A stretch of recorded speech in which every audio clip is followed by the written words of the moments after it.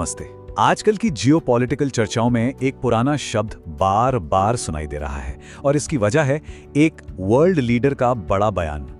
तो चलिए समझते हैं कि इस पुराने शब्द के आज क्या मायने हैं। ये बयान है फ्रांस के प्रेसिडेंट इमैनुअल मैक्रोन का।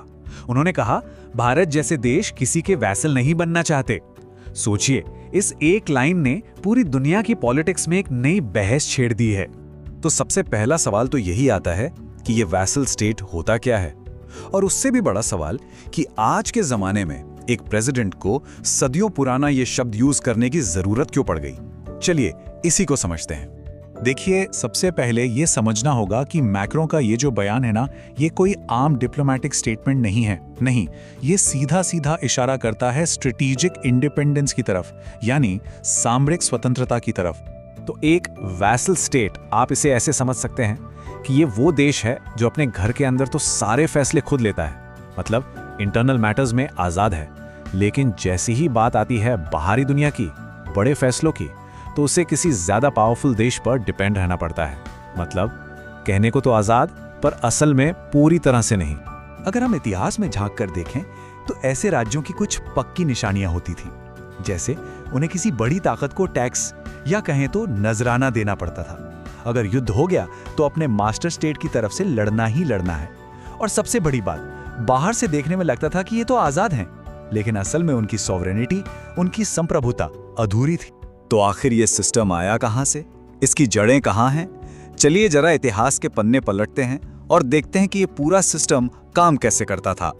इसकी एक बड़ी शुरुआत हुई थी मध्ययुगीन यूरोप में। सिस्टम सिंपल था।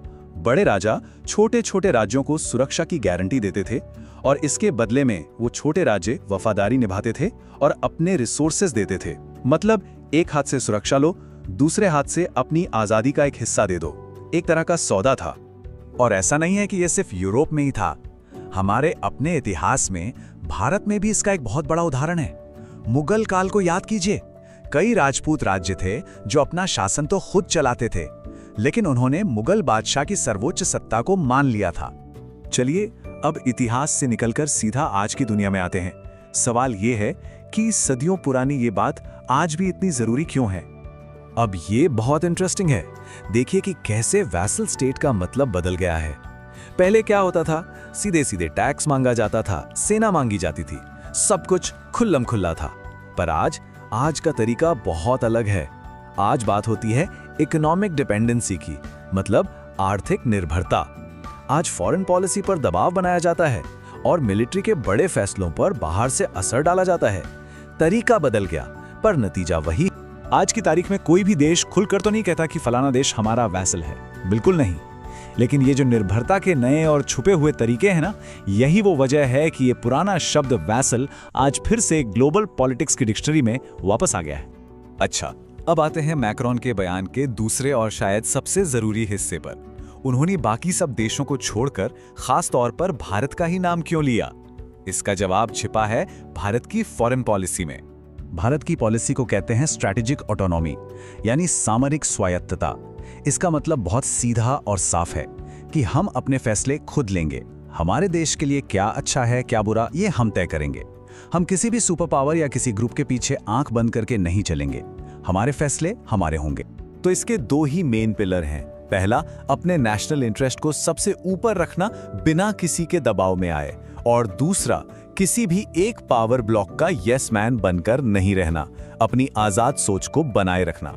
और बस यही वो वजह है कि आज पूरी दुनिया भारत को एक फॉलोअर की तरह नहीं, बल्कि एक इंडिपेंडेंट डिसीजन मेकर की तरह देखती है। और इमैनुअल मैक्रोन का बयान इसी सच्चाई पर एक मोहर लगाता है। तो ये पूरी बातचीत हमें आज़ादी के असली मतलब पर सोचने के लिए मजबूर करती है कि असली आज़ादी क्या है। ये सिर्फ झंडे और राष्ट्रगान जैसे सिंबल तक ही सीमित नहीं है। इसका असली मतलब है अपने फैसले लेने की आज़ादी। देखिए, इतिहास हमें एक ही बात बार बार सिखाता है कि सत्ता के चेहरे और नाम बदलते रहते हैं, लेकिन किसी पर निर्भर हो जाने का खतरा वो हमेशा रहता है। और शायद इसीलिए आज मैक्रोन जैसे बड़े लीडर्स वासल्स स्टेट जैसे पुराने शब्दों का इस्तेमाल कर रहे हैं, ताकि वो इसी छुपे हुए खतरे से सबको आगाह कर सके। क्योंकि दिन के आखिर में असली आज़ादी की पहचान सिर्फ झंडे से नहीं होती। असली आज़ादी मापी जाती है उन फैसलों से जो एक देश खुद अपने दम पर लेता है।